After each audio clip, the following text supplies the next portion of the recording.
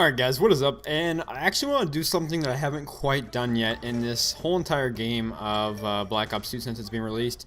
And that is, I want to do an actual commentary, pretty much just breaking down the gameplay. I used to do this all the time, and back when I first started YouTube, back in the original, I guess, Black Ops, all my commentaries that I commentated were all just talking about gameplay. Of course, it gets boring after a while, and not a lot of people do it anymore, but that's pretty much when I started my YouTube channel. I was just going to talk about how I did good in the gameplay, and just particularly how I did good, because I thought I was a really good player back then, which, I was good, but, I was unaware of how many people are actually, just as good as me, if not better, right?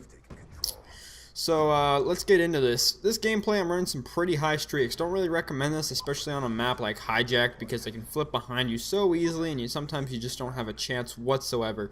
This right here is my favorite spot to go on this side of Hijack, because the only way they can get you is if they spawn behind, which, you can't, like I said, you can't do anything to prevent that, and coming underneath the boat. And other than that, they can't really get you unless it's a head-on-head gunfight, and you have this head glitch right here, and this head glitch is actually really strong. That's why I'm using something like a TAR and assault rifle, and I actually screw up right here. I accidentally hit backwards on my remote, so you have to watch this over, but not a big deal.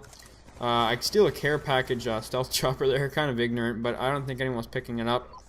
But that right there is a really good spot. Unfortunately, I get taken out from a guy from the left of me. And that's really the only other spot besides coming underneath the boat that you actually have to watch, just because some people do take that left side. It is very risky, though, especially if, there's someone head glitching the other end. If you try and run across, chances are you're going to get clipped by that guy who's just sitting there. And I realize we lose B, so it's time to get back on the B flag. And luckily I get that, and working up my streaks. Playing the objective in this game and getting kills on the objective is just mad score, and you'll get your kill streaks so quickly. So right here, I'm back to my spot once again. I would even say maybe using an assault rifle, it's a little bit better at range. Maybe a SWAT, M8A1. What else? The TAR works good, don't get me wrong, but even an LMG, I've been using LMGs on Hijacked a lot, which, you don't think you'd use because it's such a small map, but there's so many long, lines of sight, and especially this head glitch right here.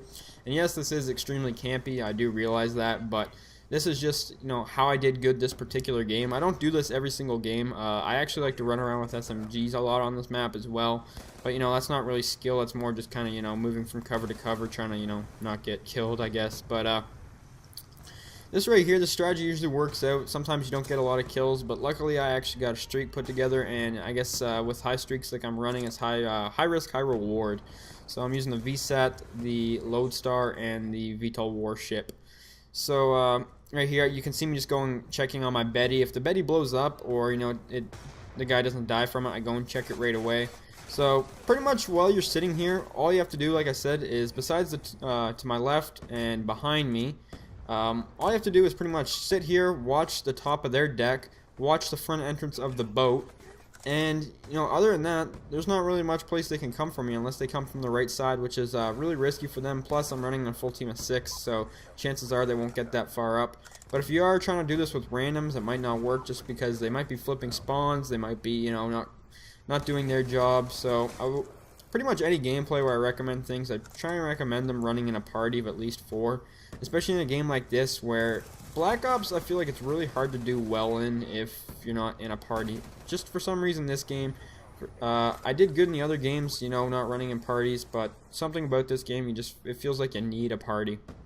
And that's just the way it works. So I actually got up in their spawn a little bit just because it was taking too long for me to get my streaks, and I wanted to make sure I got them before the game ended.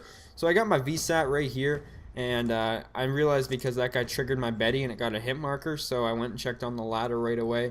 So now since I got my VSAT, I realized there's only like less than a minute to call it, or for this round, so I ended up not calling it in this round. I believe I'm just going to wait till the next round. So the good thing about the VSAT is as soon as you get your VSAT, you're only about, I think it's like 3 or 4 kills away from your Lodestar for the most part. So that's definitely always a good sign for me. I've been running some of the higher streaks lately, just because I've been trying them out.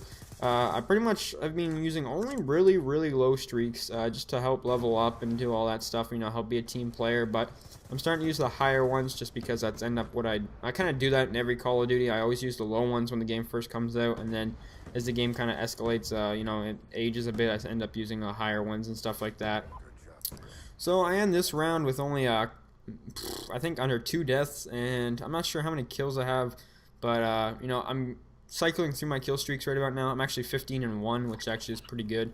So we're gonna get in here, get the easy flag cap. I always cap the first initial flag just because it gives you free 50 points. Some people say it's not worth it because, you know, you could run up and get the kills, which is going to be more than 50 points, which I understand that, but I don't know. I just like enjoy capping flags. Plus, when this game first came out, I don't think I'm up there anymore for a lot, but I was in the top 100 people for flag captures and domination. I'm not sure what I'm ranked anymore. Probably not as high, just because I play other game modes now than just purely dom.